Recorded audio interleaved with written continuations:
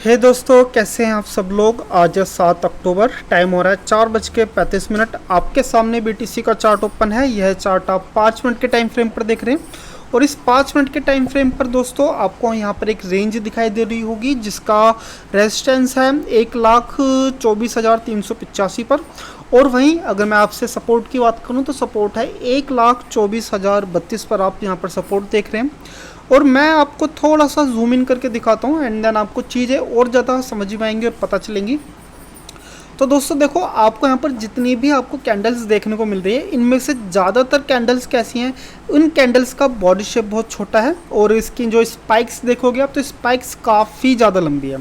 इस तरह के जो कैंडल्स है वो आपको इंडिकेट करते हैं कि भाई मार्केट के अंदर इतनी ज़्यादा मोमेंटम यहाँ पर नहीं है। ठीक है, मार्केट में काफ़ी ज़्यादा स्लो डाउन है। कभी मार्केट ऊपर की तरफ देखने को मिलता है तो कभी नीचे की तरफ, यानी कि आपको एक बाउंड्रीज देखने को मिलती है मार्केट के अंदर। ठीक है, तो इस तरह की मार्केट से आपको थोड़ा सा दूर रह कर के रहना चाहिए और आपको न्यूट्रल परिस्थिति में रहना चाहिए। तो अब ऐसी कंडीशन में आपको यहाँ पर किस तरफ देखना चाहिए कि भाई आपको यहाँ पर बाइंग की तरफ जाना चाहिए या फिर आपको सेल की तरफ जाना चाहिए। तो दोस्तों देखो, सिंपल सी बात है, मार्केट को अभी एक रेंज से बाहर निकलने दीजिए। ठीक है, जैसे ही मार्केट का बाउंडेशन टूटेगा, एक रेंज टूटेगी तो आपको पता खुद ही चल जाएगा कि भाई आपको बाइंग की तरफ जाना चाहिए या फिर आपको सेल की तरफ जाना चाहिए। ठीक है, और आपको कैसे पता चलेगा कि भाई अब यहाँ पर ब्रेकआउट हो चुका है। तो दोस्तों सिंपल सी बात है, जब भी यहाँ पर आपको एक स्ट्रॉन्ग मारीबुजू कैंडल देखने को मिलेगी तो ये इंडिकेशन होता है कि भाई यहाँ पर बायर्स ज़्यादा प्रोएक्टिव है या फिर यहाँ पर सेलर्स ज़्यादा प्रोएक्टिव है। और यहाँ पर आपको कहीं पे भी आपको एक स्ट्रॉन्ग मारीबुजू कैंडल देखने को नहीं मिली होगी। स्ट्रॉन्ग मारीबुजू कैंडल जैसे कि देखिए, आप ये वाली कैंडल देख रहे हैं, ये भी एक मारीबुजू कैंडल है, ये भी एक मारीबुजू कैंडल है। ठीक है, तो दोस्तों ज़्यादातर देखो, जब भी मार्केट एक रेंज में फंसा होता है तो मैं यहाँ पर एक अच्छे खासे स्ट्रॉन्ग मारीबुजू कैंडल का मैं इंतज़ार करता हूँ। ठीक है, तो फिर या तो एक स्ट्रॉन्ग मारीबुजू कैंडल बन जाए या फिर एक रिजेक्शन कैंडल बन जाए तो हम वहाँ पर एक ट्रेड एग्जीक्यूट कर सकते हैं। तो चलिए दोस्तों, फिर इंतज़ार करते हैं किसी एक अच्छे खासे ट्रेडिंग सेटअप पर। जैसे ही वो सेटअप मिलता है तो हम आपके सामने मैं यहाँ पर ट्रेड लूँगा। ठीक है, तो हे दोस्तों, इस कैंडल की क्लोजिंग में जस्ट 5 सेकंड के आसपास का टाइम बचा हुआ है एंड देन इस कैंडल में किसी भी तरह की कोई स्पाइक नहीं देखने को मिली है। तो चलिए आइए एक ट्रेड लेते हैं, पंच करते हैं, जो कि मैं सेल की तरफ ही ले रहा हूँ। और आपको ये भी पता है कि मैं यहाँ पर एसएल कहाँ रखने वाला हूँ दोस्तों, एसएल रखने वाला हूँ जस्ट इसी कैंडल के ऊपर।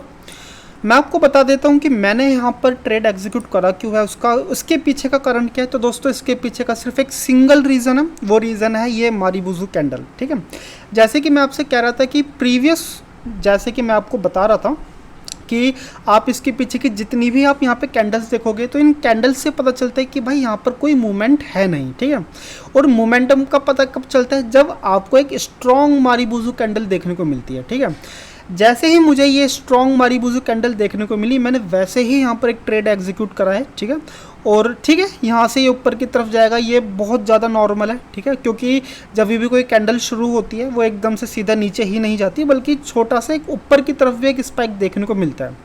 अगर उसके बावजूद भी अगर ये कैंडल इस प्रीवियस कैंडल को पूरा कवर अप करती है तो मेरा करीबन जो लॉस होगा वो करीबन $760 का ही होगा। ठीक है, और मैं आपसे कहूँ तो भाई देखो, मुझे इस कैंडल में जो ये कैंडल हो चाहे या फिर मेरी कोई भी ट्रेड रही हो, उस ट्रेड में किसी भी ट्रेड में मेरा जो पहला जो मकसद होता है वो होता है कि भाई मुझे अपना जो कैपिटल है इस कैपिटल को बचाना है। ठीक है, एंड देन जैसे ही मुझे यहाँ पर अगर $10 भी मुझे अगर रिज़र्व करने का मौका मिलता है तो मैं तो वहाँ पर $10 भी वहाँ पर मैं रिज़र्व करूँगा। अगर इस कैंडल को देखा जाए, अगर यहाँ पर ये स्पाइक ख़त्म नहीं होती है और इसी तरह से ऊपर की तरफ जाता रहेगा तो भाई अपने को अच्छी खासी चपत यहाँ पे लग जाएगी। ठीक है, तो आप इस ट्रेड को देखिए, एंजॉय कीजिए एंड देन मैं आपको मिलता हूँ, या तो हम लॉस पे मिलते हैं दोस्तों या फिर हम अपने इस ट्रेड को ट्रेल करते हुए मिलते हैं।